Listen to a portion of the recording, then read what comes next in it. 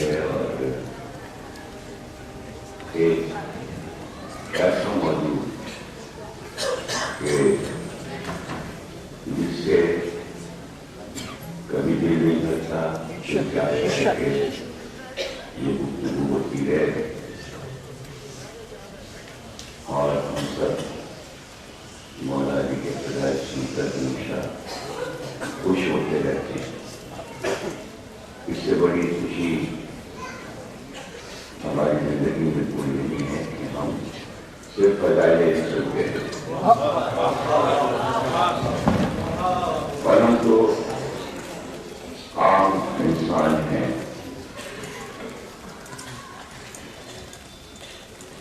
اللہ نے مسلسل علی کی تاریخیں قرآن میں کی اور سرکار دو عالم کا دل کبھی نہیں بھرا فضائل علی سناتے سناتے اور ولایت علی پر گفتگو کرتے تھے. اور اسی طرح مولا علی کی اولاد ہمیشہ فضائل علی سناتی رہی اور سننے والے ایک راوی ہوتا ہے اور ایک مولوی ہوتا ہے. لیکن معصوم کے کوئی دریافت کر رہا ہے فضائل علی تو اس کا جو لطف ہے وہ دوبارہ ہو جاتا ہے. معصوم کی مدح معصوم کی زبان سے. جب حضرت امام رضا صلوات اللہ علیہ وسلم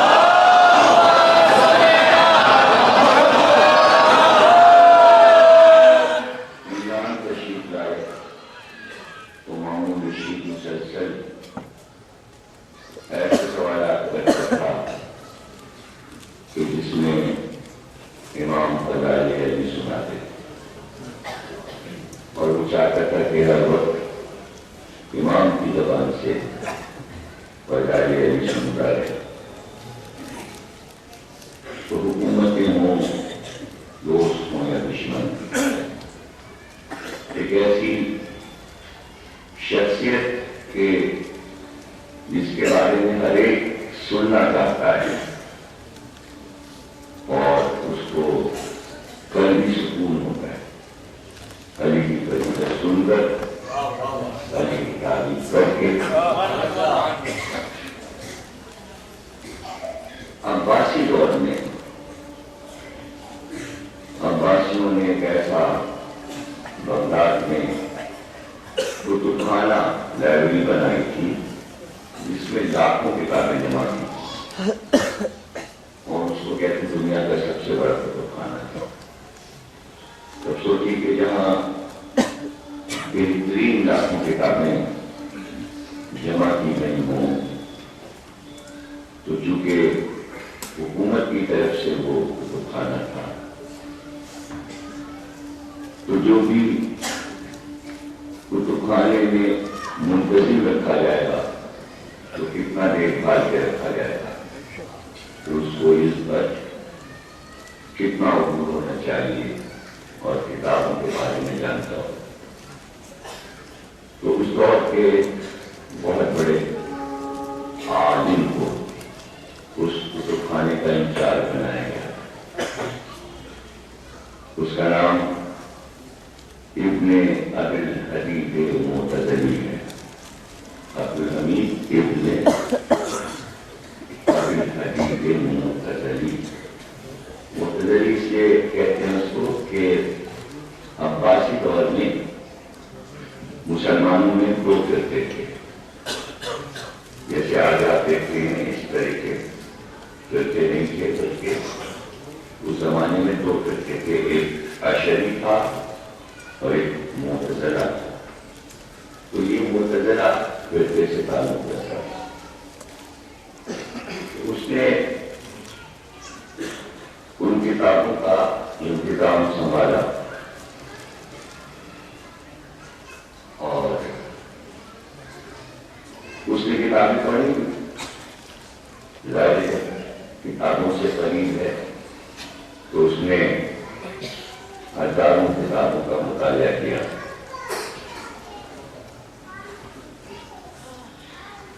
کتابیں پڑھتے پڑھتے اس کو یہ احساس ہوا کہ اگر میں ایک ایسی شخصیت کا انتخاب کروں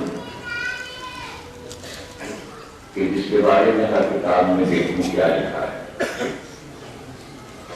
تو اس نے فیصلہ کیا کہ میں مولا علی کے نہج البلاغہ کی تشریح لکھوں. تو اس نے 23 جلدوں میں نہج البلاغہ کی شرح لکھی. 23 جلدوں میں جب کتاب لکھ چکا تو اس کو یہ خیال آیا کہ میں نے اس کا پیش درس یعنی مقدمہ نہیں لکھا، وہ لکھوں. تو اس نے پیش درس اس کتاب کے لیے لکھا. لیکن حیرت کی بات یہ ہے کہ 23 جلدوں کا پیش درس صرف اس نے 28 صفحے لکھا. وہ 28 صفحے اس کے اتنے قیمتی ہیں کہ جسے پڑھ کر حیرانی ہوتی ہے. اب آپ سوچیے کہ مولا علی پر وہ کتاب لکھ رہا ہے اور پیش درس اس نے 2.5 صفحے کا لکھا، تو کیا وہ کامل ہوگا؟ لیکن وہ کامل ہے. اور اس نے تمام وہ باتیں کہیں کہ جس سے ہر چیز کا اندازہ ہو جاتا ہے فضائل علم. اب اس کے 2-3 جملے میں آپ کو سنا دیتا ہوں کہ اس نے کس طرح پیش درس لکھا. اس میں وہ کہتا ہے کہ علی دنیا کی وہ واحد شخصیت ہیں کہ جن کے فضائل دشمنوں نے بھی چھپائے اور دوستوں نے بھی چھپائے. کیسا خوبصورت جملہ اس نے پہلے ہی لکھا. اس نے لکھا کہ دشمنوں نے علی کے فضائل دشمنی میں چھپائے، دوستوں نے جان کے خوف سے چھپائے. تو کہتا ہے جب ایسی ہستی کہ جس کے دوست اور دشمن دونوں فضائل چھپا رہے ہوں اور اس کے بعد کتنے فضائل دنیا میں ظاہر ہو گئے، کیا حیرت کا مقام ہے.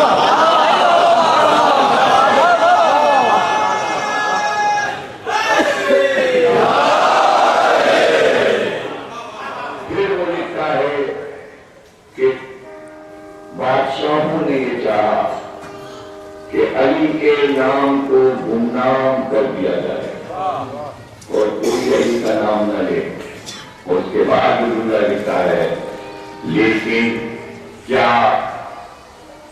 کوئی دنیا میں ایسا ہے جو آفتاب کو ہتھیلی سے چھپا سکتا ہے؟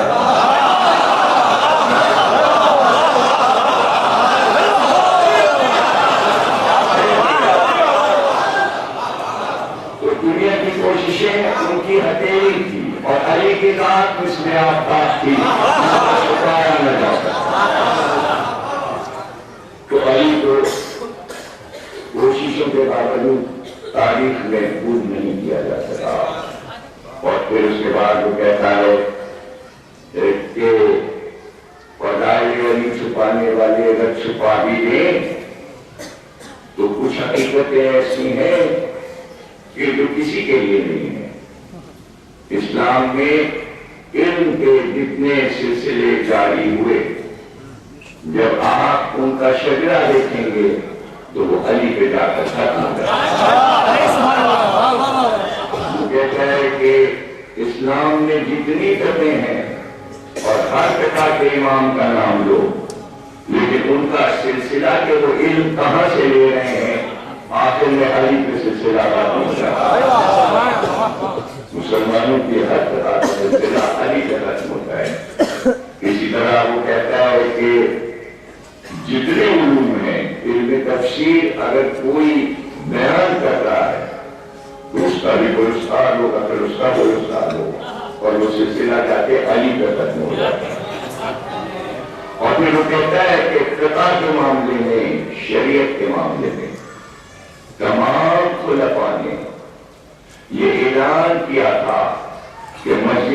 نبوی میں جب علی بیٹھے ہوں خبردار کوئی فتویٰ نہ دے. اگر کسی نے فتویٰ دیا تو وہ دین کے معاملے میں ہلاک ہو جائے گا. اور یہ حکم دینے والا خود وہ لکھتا ہے کہ جس نے یہ حکم دیا کہ مسجد میں جب علی بیٹھے ہوں تو کوئی فتویٰ نہ دے، تو وہ کہتا ہے یہ جو کہہ رہا ہے خود اس نے 72 بار کہا کہ اگر علی نہ ہوتے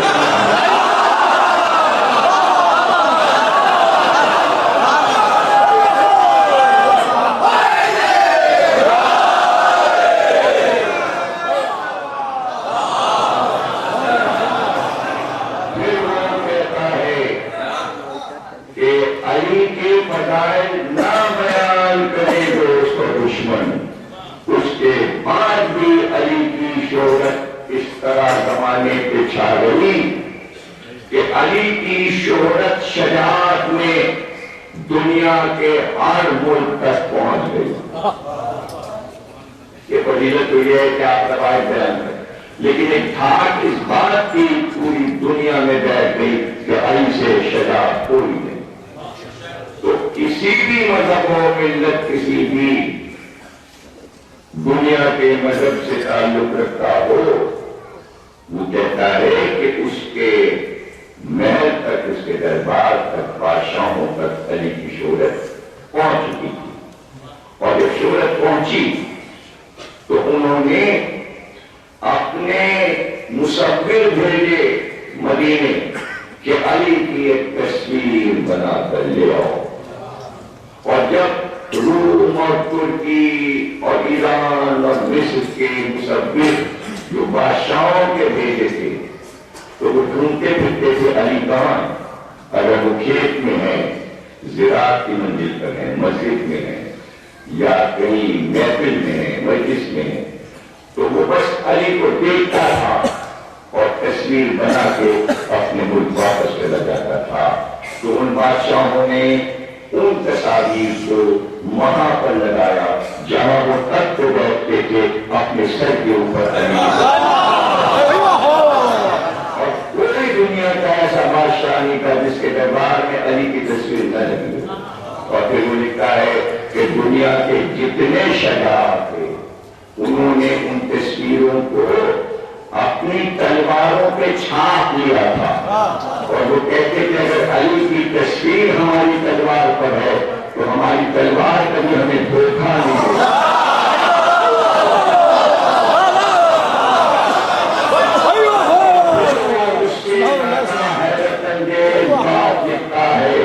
وہ کہتا ہے کہ دنیا کے تمام ملکوں اور شہروں میں جو عبادت گاہیں غیر مذہب والوں کی تھیں، انہوں نے اپنی عبادت گاہوں میں علی کی تصویر لگائی. وہ کہتا ہے اس دور میں کوئی چرچ ایسا نہیں تھا کہ جس میں مریم اور عیسیٰ کے ساتھ علی کی تصویر.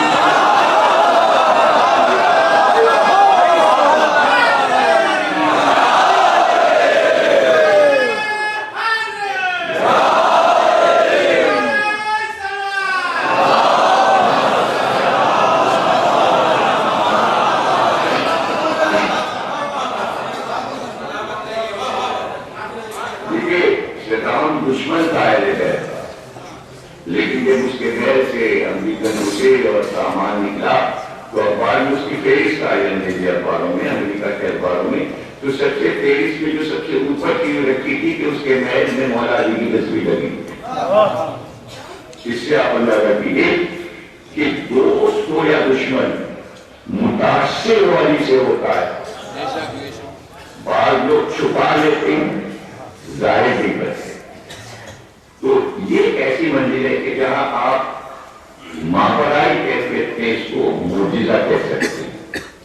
جیسا کہ اکثر میں اپنی تقریروں میں کہا کرتا ہوں کہ راوی نے پوچھا ہے مولا علی سے کہ آپ کے مقابل جب کوئی پہلوان آتا ہے تو فوراً ہی جب مقابل آتا ہے آپ کے ہاتھ سے قتل ہو جاتا ہے، اور کبھی ایسا نہیں ہوا کہ آپ کے بعد سے بچ کے کوئی نکل گیا ہو. یہ کیسے ہوتا ہے؟ اتنے بڑے بڑے بہادر جو میدانوں کو جیتے ہوئے ہیں اور جن کی بھاگ رہتی ہے شجاعت کی، وہ جب آپ کے سامنے آتے ہیں تو وہ آپ کے ہاتھ سے مر جاتے، وہ جنگ بھی نہیں کر پاتے، پہلے ہی بھاگ میں ختم ہو جاتے۔ اس کی کیا وجہ ہے؟ تو آپ مسکرائے، اور کیا اس کی وجہ یہ ہے کہ جب کوئی سورما میرے مقابل آتا ہے، جب اس کی اور میری آنکھیں چار ہوتی ہیں، تو اس وقت اس کا وجود اس سے کہتا ہے جاؤ اور جا کے علی کے ہاتھ سے قتل ہوگا۔ اس سے کہتا ہے جا علی کے ہاتھ سے قتل ہوگا، اور بس وہ آتا ہے اور میرے ہاتھ سے قتل ہو جاتا ہے۔ یہ کون سی شجاعت کی قسم ہے، اور اس پر کتنا بولا جائے اور کتنا سوچا جائے، بڑی حیرانی ہوتی ہے کہ دیکھیے شجاعت یہ نہیں ہے کہ کسی کو مار دیا، کسی کو قتل کر دیا۔ شجاعت ایک عجیب و غریب چیز ہے، اور وہ قرآن کی روشنی میں اور دین کی روشنی میں شجاعت اصولوں کے ساتھ ہے۔ عمرو ابن عبد الود کو گرا دیا علی نے خندق میں، اور سینے پہ سوار ہو گئے سر کاٹنے کے لیے، لیکن اس نے بے ادبی کی اور لوگ دہن اپنا پھینکا علی کی طرف، علی سینے سے اتر گئے۔ یہ کون سی شجاعت کی قسم ہے؟ اتر گئے، اور اس واقعے کو تاریخ نے تو خیر محفوظ ہی کیا ہے، یہ ایسا واقعہ ہے۔ لیکن عجیب بات یہ ہے کہ فارسی زبان کے مشہور شاعر مولانا روم، جن کی کئی جلدیں مثنوی کی چھپ چکی ہیں، اہل سنت تھے، انہوں نے تو عجیب بات لکھی۔ انہوں نے کہا کہ علی اس کے سر سے اتر کر ٹہلنے لگے، اس کے سینے سے اتر کر ٹہلنے لگے سر اتارنے سے پہلے۔ جب ٹہلنے لگے تلوار لے کر تو اس نے کہا، کیونکہ اس کی ٹانگیں تو پہلے ہی کر چکی تھی، جب وہ گرا ہے مولا نے اس کی ٹانگیں کاٹنا، صرف سر کاٹنا تھا، تو وہ کہتے ہیں کہ جب علی ٹہلنے لگے تو وہ بے قرار ہو گیا۔ عمرو ابن عبد الود کہنے لگا اے شہبازوں کے شہباز، جلدی کرو میرا سر کاٹو، تم دیر کیوں لگا رہے ہو؟ یعنی وہ علی کے ہاتھ سے اپنی جان دے دینا چاہتا ہے، لیکن یہ تو ایک شجاعت کا اصول ہے جو علی نے بتایا۔ علی نے بتایا کہ بھائی اس نے جو بے ادبی کی میرے ساتھ تو مجھے غصہ آ گیا، میرا غصہ میری ذات سے متعلق تھا، اس وقت سر کاٹ لیتا تو میرا غصہ اس میں شامل ہو جاتا، جبکہ میں یہ کام اللہ کے لیے کرتا ہوں، میں نہیں چاہتا کہ اللہ کے کاموں میں میری ذات کا مسئلہ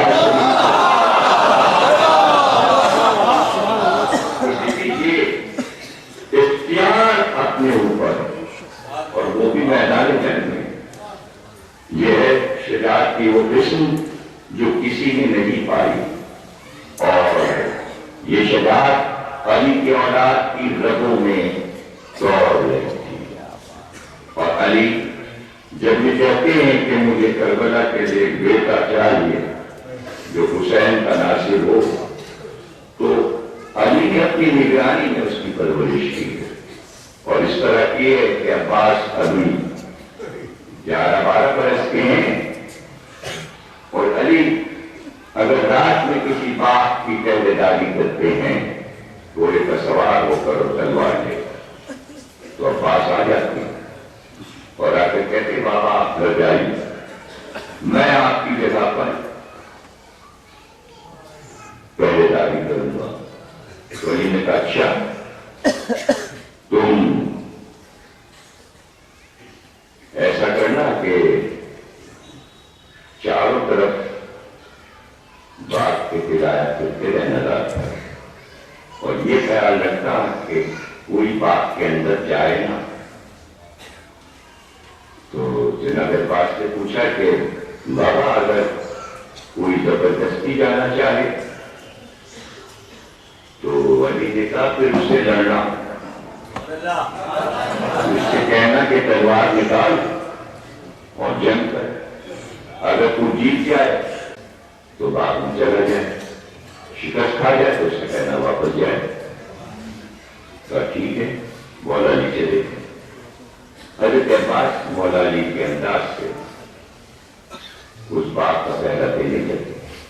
کچھ دیر کے بعد جناب عباس نے دیکھا کہ گھوڑے پر ایک سوار آ رہا ہے اور اس نے اپنے منہ کے چہرے پر نقاب ڈالی، ہاتھ میں اس کے تلوار اور اس کا رخ باغ کے دروازے کی طرف۔ حضرت عباس آگے بڑھے اور تو باغ میں نہیں جا سکتا، میرے بابا نے منع کیا ہے۔ اس نے کہا میں تو جاؤں گا۔ حضرت عباس نے کہا کہ تلوار نکال اور ان سے جنگ کر، اگر تو مجھے شکست دے دے تو باغ میں چلا جائے۔ بس جناب اس نے تلوار نکالی، حضرت عباس نے بھی تلوار نکالی اور تلواروں کے وار شروع ہو گئے اور تلواریں چمکنے لگی۔ اب نہ وہ ان کو دیکھ کر پاتے ہیں نہ یہ ان کو دیکھ کر پاتے ہیں۔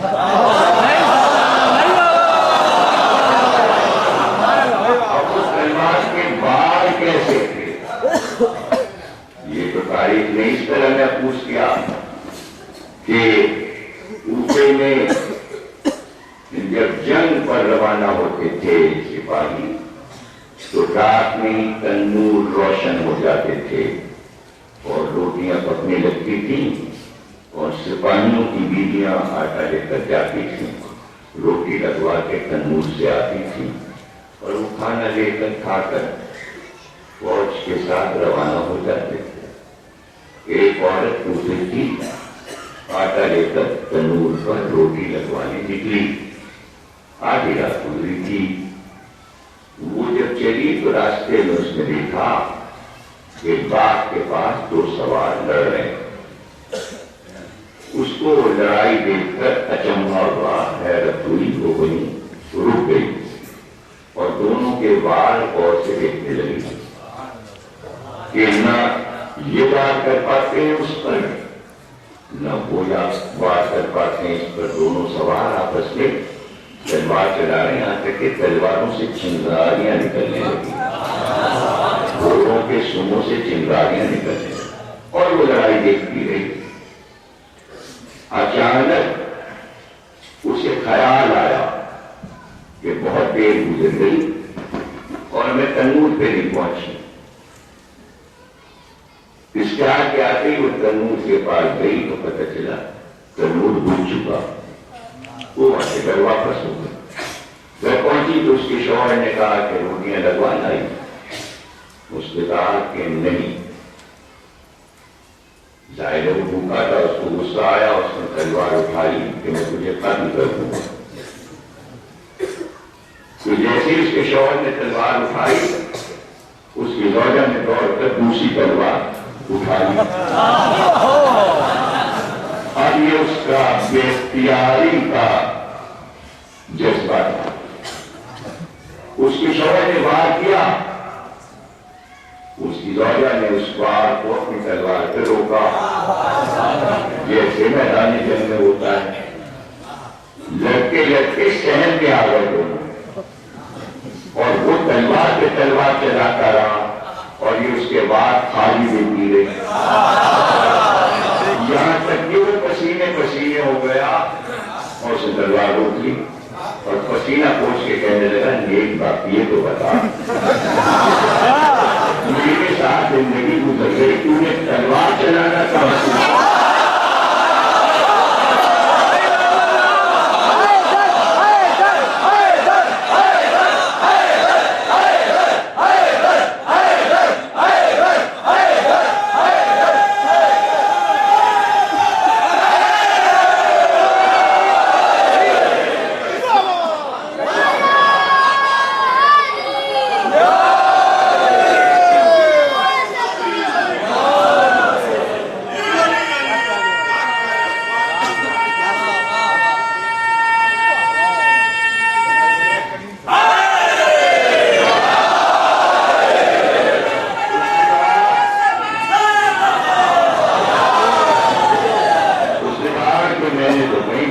चलाना नहीं सीखी।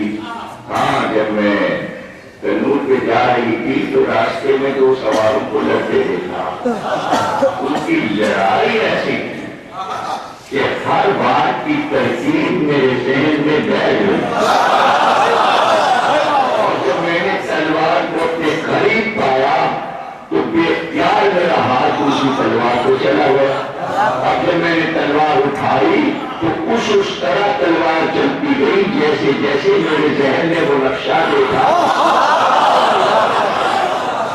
उसके समझने का कहाँ लड़ाई हो रही है? उसने कहा चलो वो शहर से बाहर बाप के पास वो सवाल लड़ते हैं।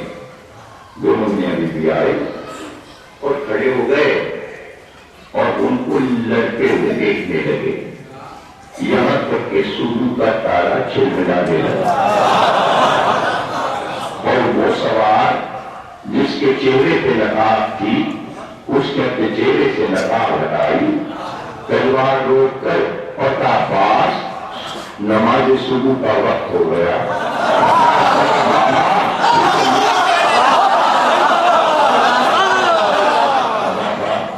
फिर चलिए नमाज पढ़ते हैं। तो उसको पता चला कि ये अली है और ये अली का बेटा अब्बास है। तो गोया अली ने अब्बास को सिर्फ ये नहीं कि तलवार चलाना सिखाई थी, बल्कि ये भी देख रहे थे कि अब्बास की शजाअत की बुलंदी क्या है, अब्बास की शजाअत की बुलंदी क्या है। और फिर वो शजाअत अब्बास की बाद अली नजर आई।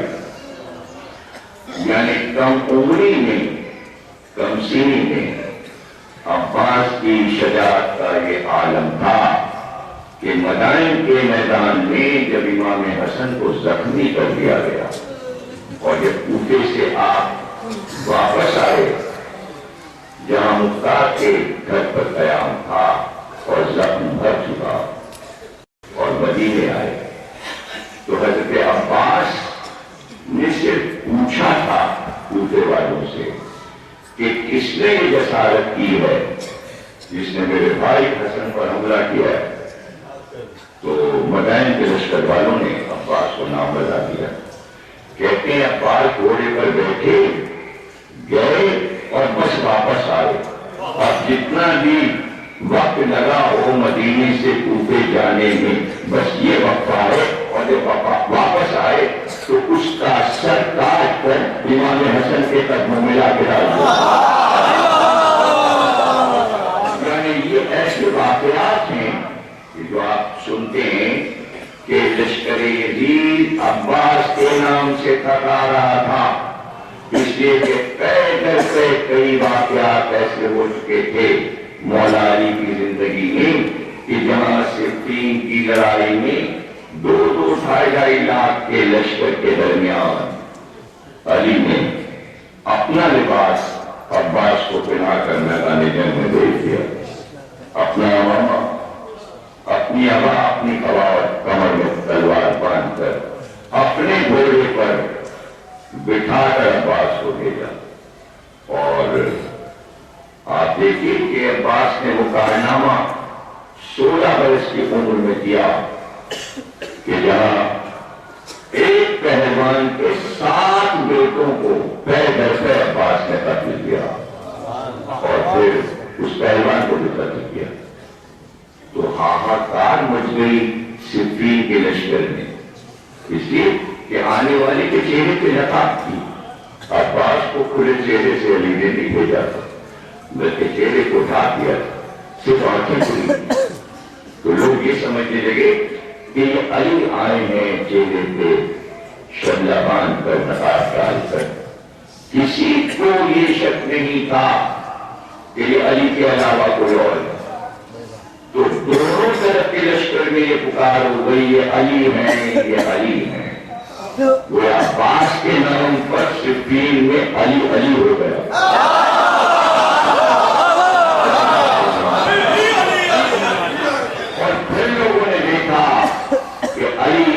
घोड़े पर सवार मैदान में आए और करीब आए और करीब करीब आकर जवान के बाजू को थामा और फिर अपनी कलमे की उंगली उठाई और लश्कर को मुखातिब किया और फिर कहा, हाजा कमरो बनिहार, ये बनी हाशिम का चांद है। ये कहकर नकाब चेहरे से हटाई, ये मेरा बेटा अब्बास है। उस दिन से खिताब हो गया कमर बनी हाशिम, इसलिए आपका चेहरा चांद की तरह रोशन था और सज्जे का निशान पेशानी पर ऐसा लगता था चांद पर किसी ने जोहरा सितारा रख दिया। ये मौलकीन ने लिखा है कि पेशानी का सितारा चमकता था और जिस अंधेरी गली से अब्बास गुजर जाते वो गली रोशन हो जाती थी। अल्लाह ने बड़ी नेमतें अब्बास को दी थी और मौलकीन ने लिखा है कि अब्बास न इमाम थे, न रसूल, न पैगंबर, लेकिन अब्बास वली थे। और सबूत ये बताया है कि वली का लिबास वली के जिस्म पर आ जाए तो वो भी वली होता है। में अब्बास को अपना लिबास पहनाया था, इसलिए लोग अब्बास की विलायत के कायल हैं। तो विलायत अली विरासत में अब्बास को मिल रही है, इमामत हसन और हुसैन को विरासत में मिल गई। विलायत हसन और हुसैन के पास भी है लेकिन अब्बास के हिस्से में भी आई। और विलायत के मानी में बता चुका इख्तियार कायनात पर, तो अब्बास का इख्तियार है कायनात पर। जिस तरह लोग मुसीबत में अली को पुकारते हैं उसी तरह अब्बास को पुकारते हैं, जिस तरह अली आते हैं उसी तरह अब्बास आते हैं।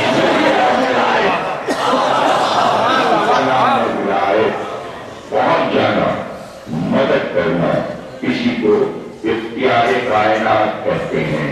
तो विलायत मिली है तो अब्बास को इख्तियार मिला है, विलायत मिली है अब्बास को। और फिर ये बहस भी हुई कि आया अब्बास मासूम है या नहीं, तो यही फैसला आया कि अब्बास मासूम है और उसकी दलील ये दी गई कि मासूम के गुस्ल में गैर मासूम हाथ नहीं लगा सकता।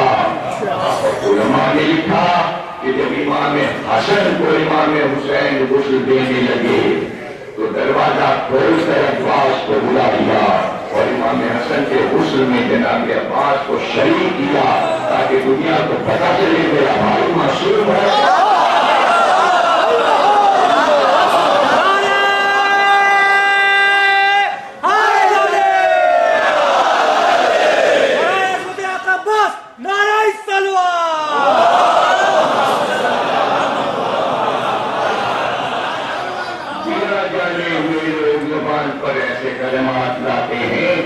मासूम तो 14 नहीं, बेशक मासूम 14 नहीं, हमारे अकीदे में मासूम 14 हैं। लेकिन मैं फिर एक और सवाल करता हूँ कि 1,24,000 अंबिया भी तो मासूम हैं। तो 14 के बाद फिर 1,00,000 को आप मासूम क्यों मानते हैं? आदम भी मासूम, नूह भी मासूम, इब्राहिम भी मासूम, मूसा भी मासूम, ईसा भी मासूम। तो एक हमारा हजरत अब्बास समझ में नहीं आता, हजरत ज़ैनब समझ में नहीं आता। इस मासूम में थोड़ा सा फर्क है कि 14 मासूम इस्मत कुबरा पर हैं, अंबिया इस्मत सुगरा पर हैं, इस्मत कुबरा पर नहीं है। एक असगर है, एक अकबर है, एक अकबर है, एक असगर है, एक कुबरा है, एक कुबरा है, एक बड़ा है, एक छोटा है। एक ये है और एक इससे कम।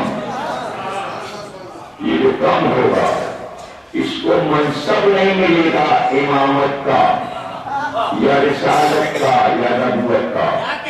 ये अपने किरदार को उठाकर वहां पहुंचा देगा जहां इमाम है।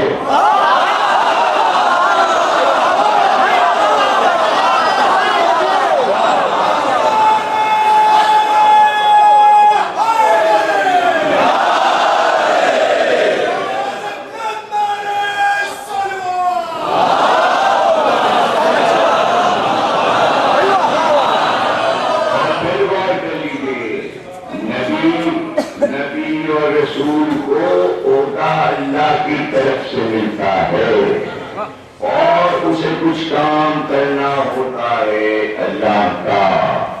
جب وہ کام کر چکتا ہے تو وہ اللہ سے صلہ چاہتا ہے اپنی محنت کا. لیکن کچھ ایسی ہستیاں ہیں کہ جنہوں نے کام پیغمبروں والا کیا، رسولوں والا کیا، لیکن اللہ سے کوئی صلہ نہیں چاہا. پھر سن لیجیے، نوح نے اپنا اجر مانگا ہے، موسیٰ نے اپنا اجر مانگا ہے، عیسیٰ نے اپنا اجر مانگا ہے، رسول اللہ نے اپنا اجر مانگا ہے. اللہ سے اجر مانگتے ہیں، لیکن وہی کام کچھ ہستیاں کرتی ہے اور منہ کر اللہ سے نہیں کہتی اجر دے دے. اس میں جو نام آتے ہیں، پہلا نام ہے ابو طالب.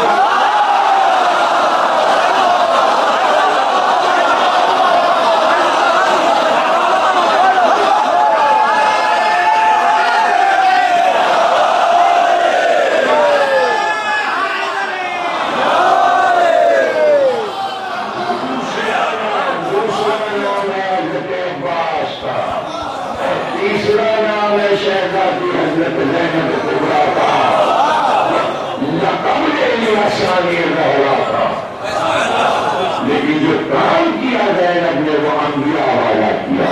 محبوب کی بارگاہ میں نہیں کہا اجر دے دے. اجر مانگنا کیسا؟ جو دولت تھی وہ بھی بارگاہ ہے وہ بھی بارگاہ الہی نے دکھا دی. یہ ان کو آپ کیا کہیں گے؟ پھر سے سمجھ لیجیے اور غور سے سمجھ لیجیے کہ اللہ کے لیے علماء نے فرمایا کہ یہ دنیا بنانے کے لیے وہ محتاج نہیں تھا. وہ محتاج نہیں تھا، کوئی ضروری اس پر واجب نہیں تھا کہ یہ دنیا بنائے. بس اس نے یہ دنیا بنا دی اور پھر منہ موڑ کر کہا کہ بنا دی تو بنا دی. اور پھر اس نے کہا میں بے نیاز ہوں. مطلب سمجھ لیجیے، مطلب مجھے یہ جو بنایا ہے اس سے کچھ چاہیے نہیں، وہ بنا دیا اب میں بے نیاز ہوں. تو کچھ ہستیاں ایسی ہوتی ہیں بڑے بڑے کام کر کے منہ موڑ کے بیٹھ جاتی ہیں، کہتی ہیں میں بے نیاز ہوں. طالب نے محمد کو کافروں سے بچا لیا اور محمد پر احسان نہیں لگا کہ میں نے تمہیں بچایا.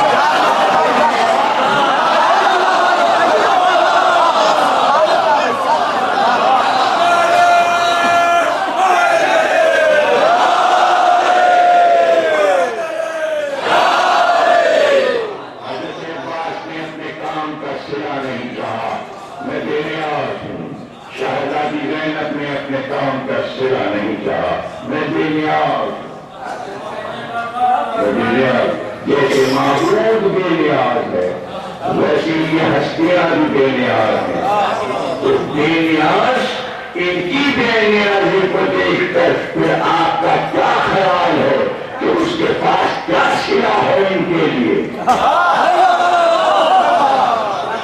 صلہ ہے ان کے لیے. تو ان کو کیا چاہیے؟ ان کو کیا چاہیے؟ ان کو کس چیز کی ضرورت ہے؟ نہیں، اس کو معلوم ہے کہ انہوں نے جو کام کیا ہے اگر اس کا صلہ دیا بھی جائے تو وہ ان کے لیے نہیں ہے، انہیں ضرورت نہیں ہے. اس کو معلوم ہے کہ انہوں نے میری مخلوق کو جہنم سے بچانے کے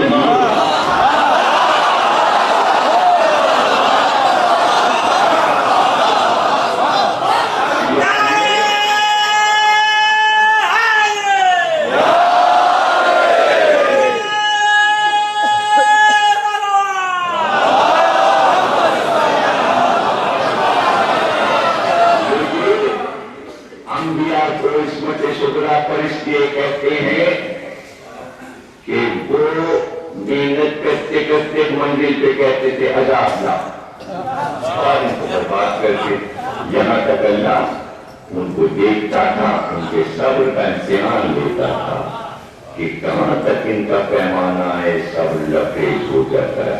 اللہ سمجھاتا تھا اور کوشش کرو، اور کوشش کرو، اور کوشش کرو، اور پھر ایک منزل آتی تھی، نوح نے کہا بس اب طوفان لا، جناب صالح نے کہا عذاب لا، جناب لوط نے کہا عذاب لا، جناب ہود نے کہا عذاب لا، اور پھر اللہ کہتا تھا کیونکہ تم ہمارے محبوب بنتے ہو، تم کہہ رہے ہو تم عذاب لے جو ہم نے مخلوق کو ختم کر دیا۔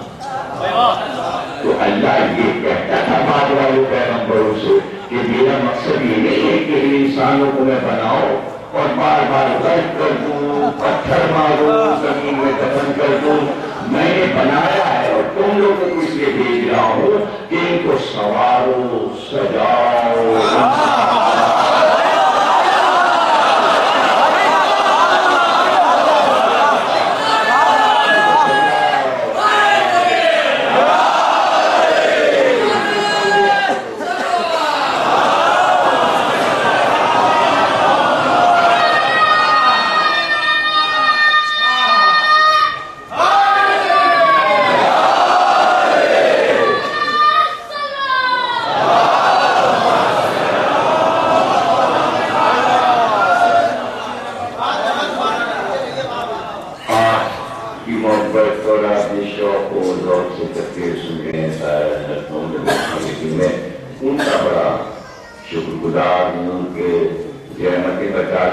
دوسرے شہروں سے آئے اور آپ کے ساتھ آ کے مجلس کے ہمارے بھائی بیٹھے ہوئے ابھی نظر آئے مجھے یہ مجلس سے سننے پہلے ابھی جو پچھلے ایک ہفتے پہلے میں نے اشرا وہاں پڑھا تو یہ حیدرآباد دکن سے ویزا لے کے کراچی پہنچے، وہاں سنا، پھر وہاں سے سن کے یہ حیدرآباد گئے، میں ادھر آ گیا، یہ حیدرآباد سے پھر الگ ہوا گیا۔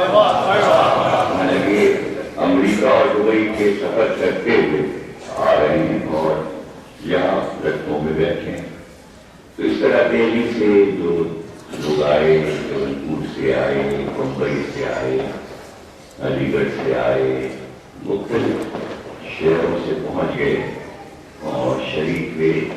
یہ بات بہت ہی میرے لیے فخر کی بھی ہے اور محبتوں کی بھی ہے کہ ان محبتوں کا کیا صلہ ہو سکتا ہے؟ محبت کا بھی نہیں صلہ ہوتا ہے، محبت کا کیا صلہ ہوتا ہے؟ عباس نے تو بس حسین سے محبت کی تھی، اس کا صلہ کیا؟ اس کا صلہ کیا؟ حضرت زینب نے وہ کام کیا جو انبیاء والا کام تھا، لیکن کسی منزل پر زینب نے یہ نہیں کہا کہ عذاب لیا۔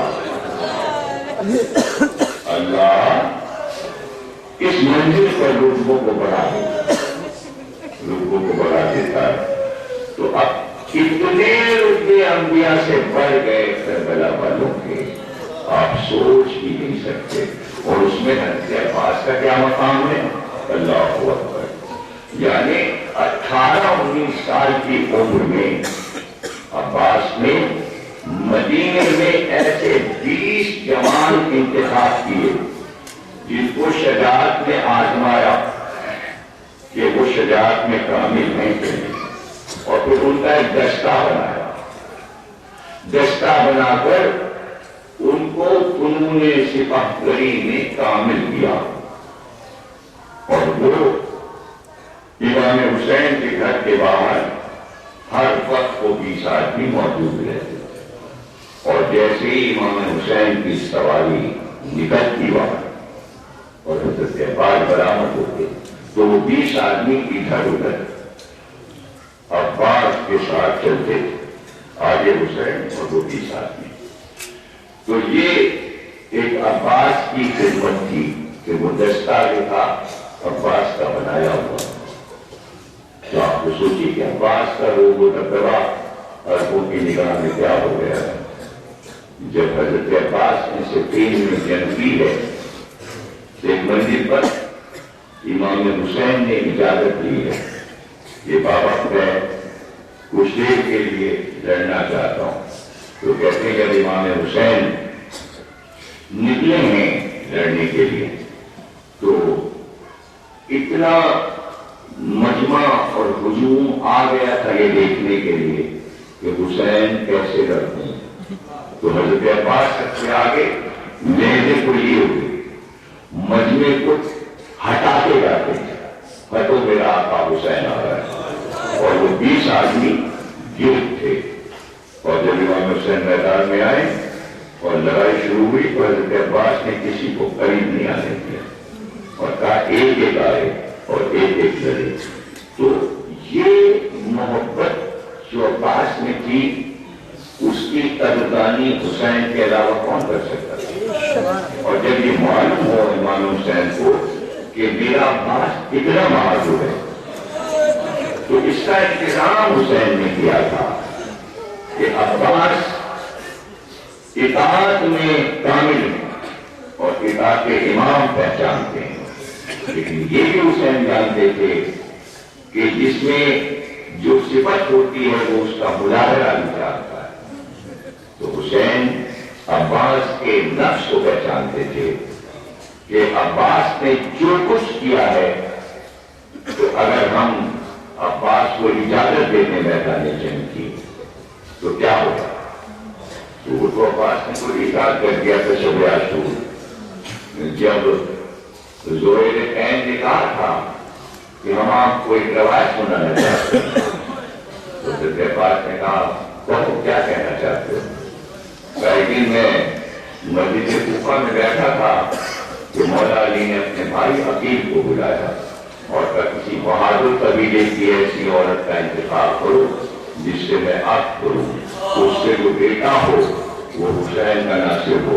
تو آپ کی مادر گرامی سے مولا علی نے عہد کیا تھا. تو حضرت عباس نے فرمایا زہیر تم عباس کو شجاعت دلانا چاہتے ہو.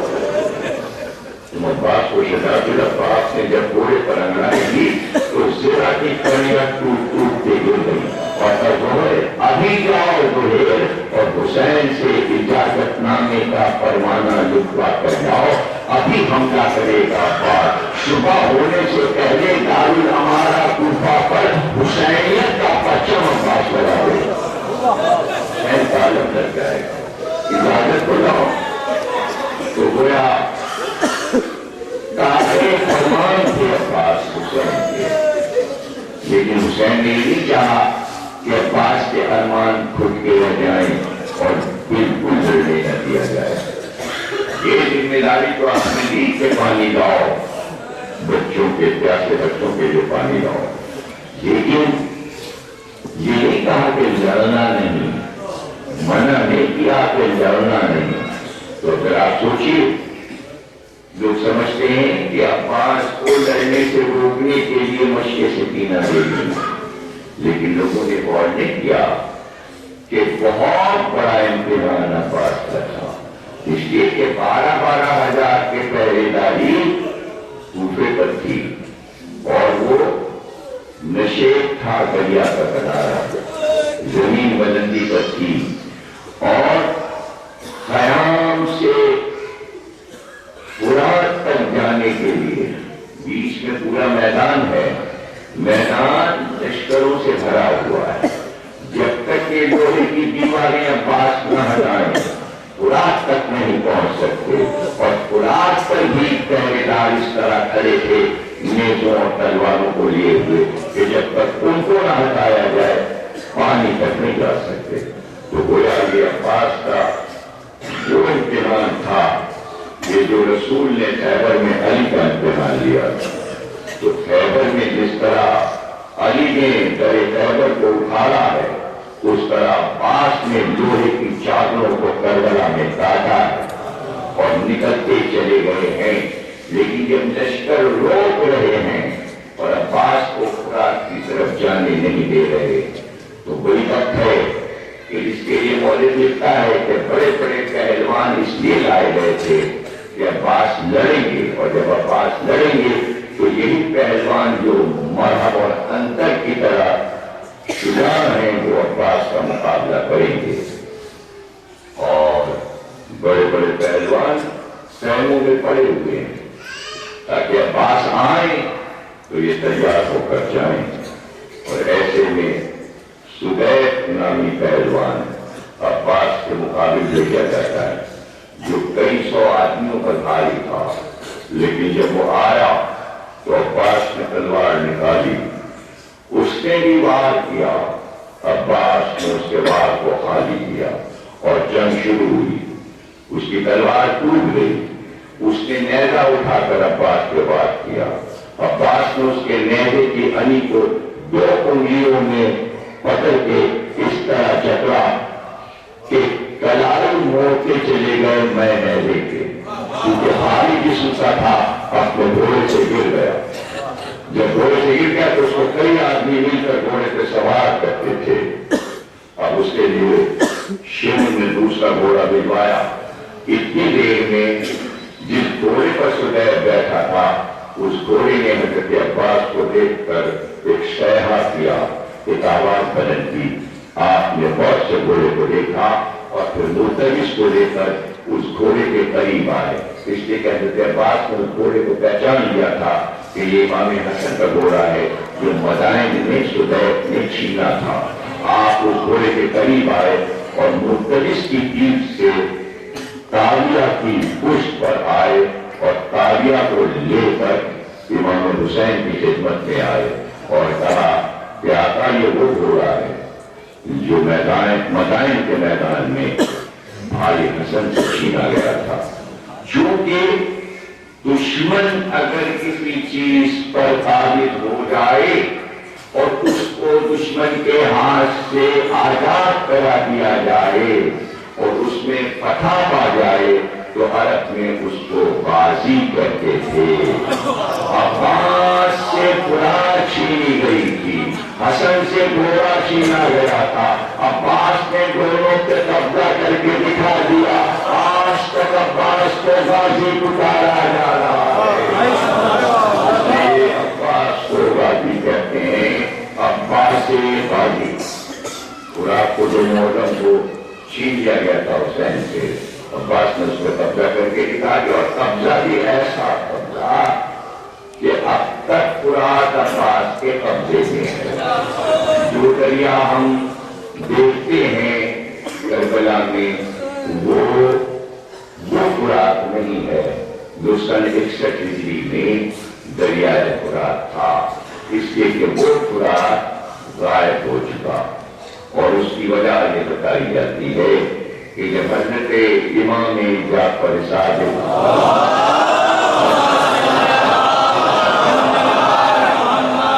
کربلا کی زیارت کے لیے آئے اور جب روزے سے زیارت کر کے اپنے مقام پر واپس ہو رہے تھے تو اصحاب نے کہا مولا یہ ہے وہ دریائے فرات۔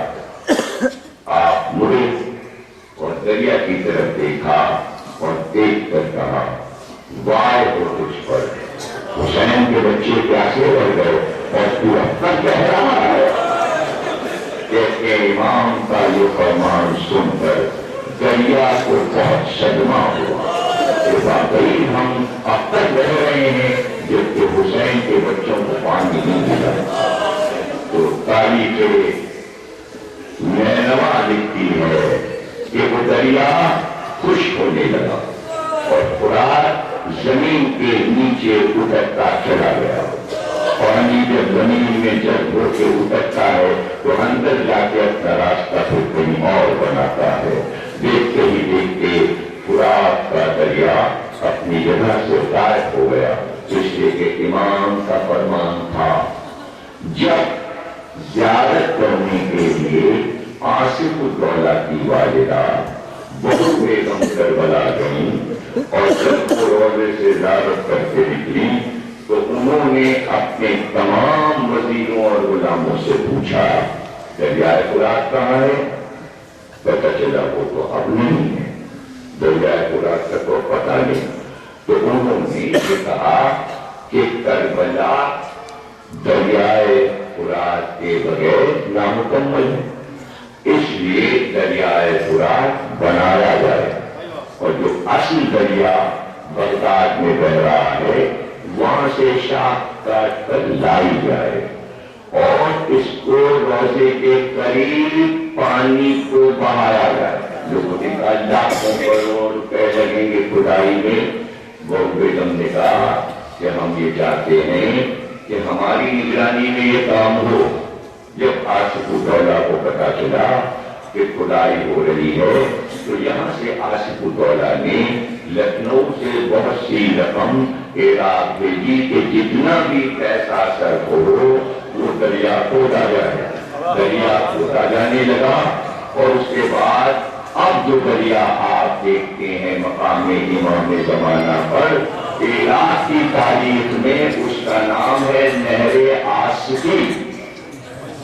کربلا والے اس کو نہر آصفی کہتے ہیں۔ جو باب سے گوڑا سے جب آپ امام صادق کے مقام پر جائیں گے تو جو دریا بہ رہا ہے اس کو کہتے ہیں نہر آصفی۔ پانی تو آ گیا وہاں اور وہ منسوخ ہو گیا اودھ کے حکمرانوں کے نام، لیکن وہ جو کھدائی میں مٹی نکلی تھی اس کو بہو بیگم نے کہا کہ یہ مٹی ضائع نہ کی جائے۔ کئی سو بیل گاڑیوں پر وہ مٹی لاد کر لکھنؤ لائی گئی اور یہاں ایک عمارت بنائی گئی کہ جس کی چھت پر اور نیچے اس مٹی کو پھیلا دیا گیا اور یہ کہا گیا کہ جب بھی کوئی مومن مر جائے خدا نہ کرے تو یہ مٹی اس کی قبر تک پہنچا دی جائے۔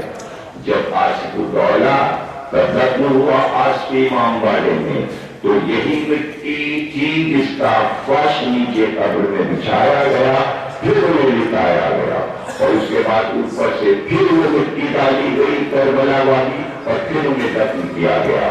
ہر بادشاہ کو کربلا کی یہ مٹی قبر میں دی گئی۔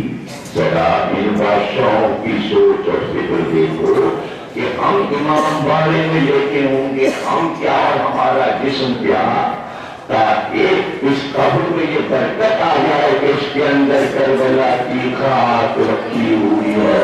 ہم خاک ہو جائیں گے مگر خاک شفا ہے۔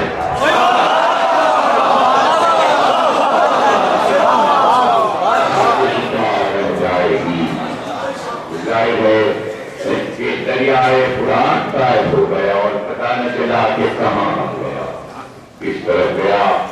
بس میں پڑھ چکا اور تقریر ہو چکی، سرفراز گنج کی شرکتاری کے لیے جانا ہے۔ کافی گفتگو ہو گئی، گلوں کی گفتگو نئی تقریر میں آج حضرت عباس کا دسترخوان کی ہے۔ مجلس کے بعد اس کے ذکر غازی عباس ہو گیا اور آپ نے بہت محبتوں سے ذکر عباس سن لیا کہ وہ دریا اندر اندر چلا، بس یہی مسائل ہیں، اندر اندر وہ دریا چلا اور زمین کی تہ میں آگے بڑھتا گیا اور بس یہ کہتا گیا عباس کہاں ہے، عباس کہاں ہے۔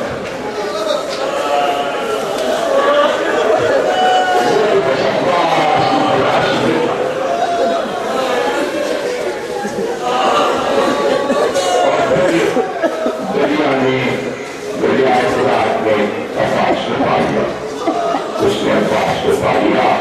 کہتے ہیں کہ جو روضہ عباس ہے، جو زری آپ دیکھتے ہیں اوپر رکھی ہوئی، یہ شبیہ ہے تہخانے سے اتر کے جب آپ نیچے جائیں تو حضرت عباس کی اصل قبر ہے، لیکن بہت ہی خوش نصیب ہوگا کہ جو نیچے سے جا کے دیکھے، لیکن جو اس کا منظر ہے وہ میں آپ کو بتا دیتا ہوں کہ جب آپ زینے سے جائیں گے اتر کر تو آپ کو چاروں طرف پانی نظر آئے گا اور چاروں طرف دریائے فرات لہریں لے رہا ہے، لہریں نہیں لے رہا ہے۔ آپ یقین کیجیے کہ 2-2.5 گز میں پانی اوپر اچھلتا ہے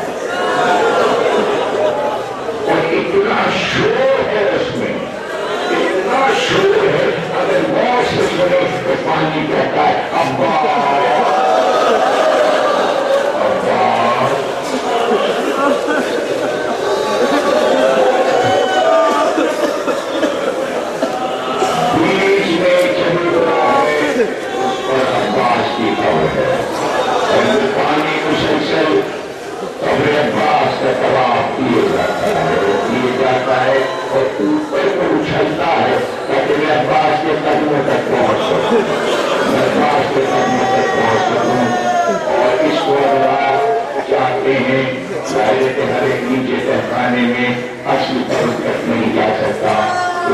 اوپری حصہ فرش ہے، اس میں چوکور چوکور خانے بنے ہیں جس میں جالیاں لگی ہیں۔ اس کو جب آپ دیکھیں گے تو ہلکا سا پانی جب اوپر اچھلتا ہے تو عباس کے روضے کے فرش پر کچھ بوندیں آتی ہیں۔ چلنے والوں کے پیروں میں نمی محسوس ہوتی ہے، جن کو معلوم ہے وہ اپنے رومال وہاں رکھ کے اس پانی کو جیسے کر لیتے ہیں تو یہ عباس کے قدموں سے مشرق کر پانی اگر آپ دیکھنا چاہیں تو اسی جالی کے پاس اپنے کان لگائیں، ایک شور ہے ایسا کہ جیسے کوہرام مچا ہے، نیچے کوئی ماتم ہو رہا ہے۔ اس کی ویڈیو پہلی بار اس کی ویڈیو آئی اور اس وقت آئی کہ جب ہمارے یہاں بے نظیر وزیر اعظم تھی اور ان کو عراق گورنمنٹ نے نیچے جانے کی اجازت دی، زرداری شوہر ان کے ساتھ تھے لیکن وہ آگے نہیں بڑھ سکی۔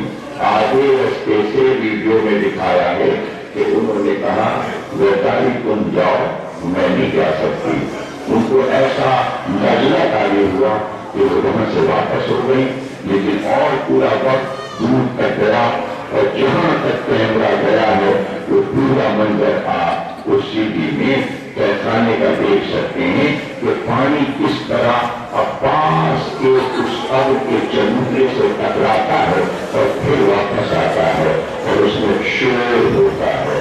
آپ نے دیکھا کہ پانی کو عباس سے اب تک کتنی محبت ہے، کتنی محبت ہے، اس کو افسوس ہے کہ عباس ہمارے کنارے آئے، مشکلاتی بھر کے چلے مگر ہمارے بچوں کے پانی نہ پہنچ سکا۔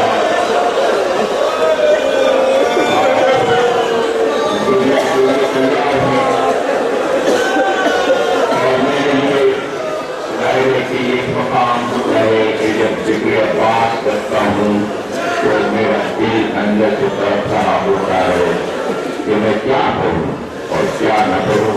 اس لیے یہ سارے واقعات سامنے آ کر آنکھوں سے ایک منظر آتا جاتا ہے۔ 1932 کا واقعہ سناتا ہوں آپ کو کہ جب زائروں کا جہاز بمبئی سے جاتا تھا بصرے اور بصرے سے زائرین کربلا جایا کرتے تھے تو 1932 میں راہ نجات ایک اخبار بمبئی سے نکلتا تھا، اس نے یہ رپورٹ چھاپی، انگریزوں کا زمانہ تھا اور جہاز جتنے تھے ان کے کپتان سب انگریز تھے اور عملہ بھی انگریز تھا جو زائرین کو لے جاتا تھا بمبئی سے بصرے۔ اور رپورٹر راحت حسین جو کہ اس قافلے میں شامل تھے انہوں نے یہ رپورٹ اخبار راہ نجات کو دی جس سے اخبار نے چھاپا بمبئی سے۔ وہ کہتے ہیں کہ میں نے یہ سنا تھا سفر سے پہلے کہ عراق جانے والے جہازوں میں سے کبھی کوئی جہاز ڈوبا نہیں، زائروں کا جہاز کبھی پانی میں غرق نہیں ہوا، طوفانوں نے کبھی زائروں کے جہازوں کو نقصان نہیں پہنچایا۔ لیکن جس جہاز پہ میں سوار تھا اور جو زائرین ہندوستان کے مختلف شہروں سے خواتین، بچے اور مرد زائر جا رہے تھے تو وہ کہتے ہیں کہ کچھ دور جہاز پڑا تھا کہ اچانک تیز طوفان آیا اور جہاز کی صورتحال یہ ہوئی کہ جیسے جہاز نہروں میں غرق ہو جائے گا، اس کے پانی میں تلاطم تھا۔ اس تلاطم کے عالم میں جب جہاز ڈوبنے لگا تو وہ عملہ جو تھا انگریزوں کا وہ سہارے کی کشتیاں جو ہوتی ہیں فرار کے لیے، جان بچانے کے لیے، انہوں نے وہ کشتیاں پانی میں چھوڑ دی اور پورا عملہ میں کپتان کے ان کشتیوں پر منتقل ہوا کہ ہم اپنی جان بچائیں، جہاز ڈوب رہا ہے۔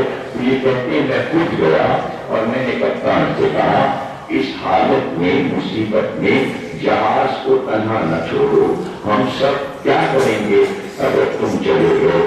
تو وہ کہتے ہیں کپتان نے خود مجھ سے کہا، اس نے کہا کہ ہمیں تو اپنی جان بچانے دو، تم تو اس کو اتارو جس کی حالت کو جا رہے ہو۔ وہ بھی تمہاری مدد کرے گا. وہ کہتے ہیں میں سن کر یہ بات خاموش ہو گیا. پھر میں نے چیخ پکار لوگوں کی سنی جہاز کو تلاکن میں کرتے ہوئے دیکھ کر. لیکن پھر میں نے عجیب سما دیکھا کہ جو خواتین اس قافلے میں تھی وہ سب کی سب باہر نکل آئی اور عرشے پر آئی اور انہوں نے اپنے سر کو پکڑا اور ایک بار سر کے بال کھول کر انہوں نے زیر آسمان ہاتھ اٹھائے ایک ہی خطاب دی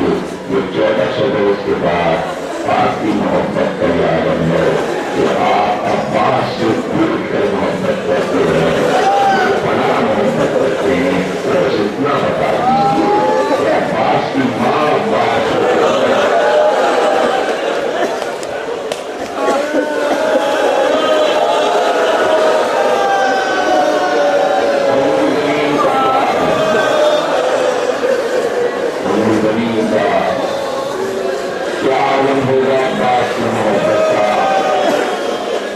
क्या सफेदी के बाद मेरी कई रोज पहले उम्मीद की सभा में बात आई। मैंने उसमें तफसील से लिखा है कि उम्मुल बनीन ने बचपन में अब्बास की परवरिश किस तरह की, और बाद ऐसे वाक़यात हैं कि दिल खून के आंसू होता है। एक दिन उम्मुल बनीन ने सोते में कोई ख्वाब देखा और वो उठ गई। अब्बास उस वक्त 2-2.5 साल के थे। उम्मुल बनीन के पहलू में सो रहे थे। ख्वाब देखते ही उम्मुल बनीन ने एक बार अब्बास के सीने पर हाथ रखा और हिला कर कहा, मेरे लाल अब्बास, तुझे प्यास तो नहीं लगी है? तुझे प्यास तो नहीं लगी है? मौला ने गिरफ्तार और कानूनी बच्चे को क्यों जगाया है? कहा, मौला मैंने एक ऐसा ख्वाब देखा, इसलिए मुझे करार हो गई। अब्बास से पूछूं कि इसको प्यास तो नहीं लगी? मौला ने कहा, क्या ख्वाब देखा है? तो मैंने कहा कि देखा कि बहुत बड़ा सहरा है और उस सहरा में मेरा ये बच्चा दौड़ रहा है, दौड़ता जा रहा है। लेकिन मैंने देखा कि इसके कांधे की तरफ एक तरफ दरख्त डूबा है और दूसरी तरफ चश्मे कौसर बह रहा है। मैंने बहुत से देखा तो चश्मे कौसर करीब है, लेकिन मेरा बच्चा दौड़ के गया। मैं प्यासा हूँ, मैं प्यासा हूँ। इसलिए मैंने आँख खुली तो मैंने अब्बास से पूछ लिया, प्यास नहीं लगी है? अब्बास ने नींद में ही कहा, नहीं अम्मा, प्यासा नहीं, प्यास नहीं लगी। तो मौला अली ने कहा, अभी खाक किसी को न बताना, सहरा करबला है, वो पूरा नहीं है, वो अब्बास का अलम है, ये कौशल नहीं है, वो मश्क सकीना है। को बताया कि तेरा ये बेटा हुसैन के बच्चों के लिए पानी लेने जाएगा और मश्क भरकर ये खुराक से निकलेगा। उस वक्त ये पानी तो न पहुंचा पाएगा, लेकिन उसको शाने का प्रोग्राम उस दिन से मुल्कनी को पता चल गया था, मेरा बेटा अब्बास को कुर्बानी देने के लिए तैयार किया गया है। लेकिन मैं आखिर जुमला क्या कहूँ, अल्लाह अकबर, हाँ अम्मा का दिल है। आपको पता है इससे बड़ा जुमला में मसायब मैं नहीं कर सकता कि हुसैन उम्मुल बनीन को करबला क्यों नहीं ले गए? बनीन ने अब्बास को दूध पिला के पाला था, बड़े नाजों से पाला था। हुसैन उम्मुल बनीन को करबला इसलिए नहीं ले गए कि हुसैन को मालूम था जिस माँ ने इतने प्यार से पाला शराब बेटे का अंजाम मादे सकेगी। और वो अंजाम जमाना ने अपनी ज़ाहिर में लिखाया कि जब अब्बास पूरा